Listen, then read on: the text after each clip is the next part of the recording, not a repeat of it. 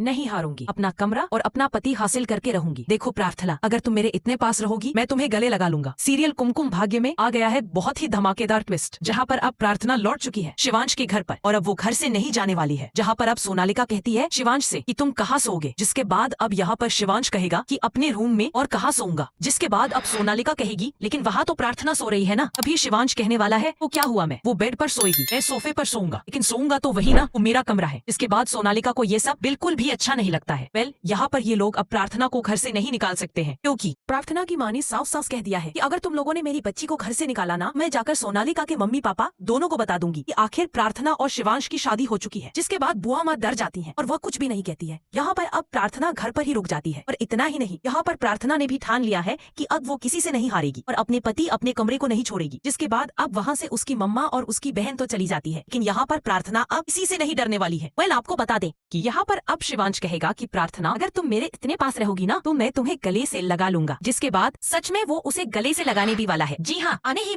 वाले ट्विस्ट में आप ऐसा देखेंगे कि एक तरफ जहाँ घर वाले पहले ही बहुत परेशान हैं, प्रार्थना की वजह से थोड़ा सी खुशी उन्हें मिली थी जब वो घर से चली गई, लेकिन वो फिर से लौट कर आ गई है, तो बुआ माँ के तो होश उड़े हुए हैं, क्योंकि वो तो बिल्कुल नहीं चाहती है कि प्रार्थना इस घर में रहे, और सोनालिका भी, क्योंकि जल्द से जल्द सोनालिका वो शिवांश के साथ शादी करना चाहती है, लेकिन जब तक प्रार्थना घर में है तब तक तो ये पॉसिबल नहीं है। वहीं दूसरी तरफ सीरियल में ये देखने को मिलने वाला है कि एक तरफ जहाँ सोनालिका परेशान है तो यहाँ पर अब वह परेशान करने वाली है प्रार्थना को, उसे टॉर्चर करने वाली है, उसके साथ बहुत ही मिसबिहेव करने वाली है कि वह खुद ही इस घर से चली जाए। लेकिन इस बार उसे पता नहीं है कि उसका पाला किससे पड़ा है। इस बार मुंह तोड़ जवाब मिलने वाला है यहाँ अब सोनालिका को। भाई, एक तरफ जहाँ सीरियल में आने वाले ट्विस्ट में अब जन्माष्टमी फंक्शन देखने को मिलेगा, जहाँ पर प्रार्थना बहुत ही खूबसूरत लगेगी और उसे तैयार करता नजर आएगा शिवांश। जी हाँ, इन दोनों के बीच में कुछ ना होकर भी बहुत कुछ है, क्योंकि यहाँ प्रार्थना और शिवांश दोनों ही एक दूसरे से प्यार करते हैं, लेकिन सिर्फ इसलिए एक दूसरे से इजहार नहीं कर पा रहे हैं, सिर्फ इन पैसों की वजह से, क्योंकि उन्हें लग रहा है, यानी कि शिवांश को लग रहा है कि शायद प्रार्थना पैसों के लिए आई है, लेकिन प्रार्थना को पता है वे क्यों आई है। तो भाई, सीरियल बहुत ही धमाकेदार हो चुका है। आप है कितने एक्साइटेड आने वाले ट्विस्ट के लिए, मैं कमेंट बॉक्स में बताएं आप क्या चाहते हैं, सोनालिका की जीत हो या फिर प्रार्थना की जीत हो। आप हमें जरूर कमेंट करें। ऐसी खबरों से जुड़े रहने के लिए आप हमारे चैनल को जरूर सब्सक्राइब कर लें।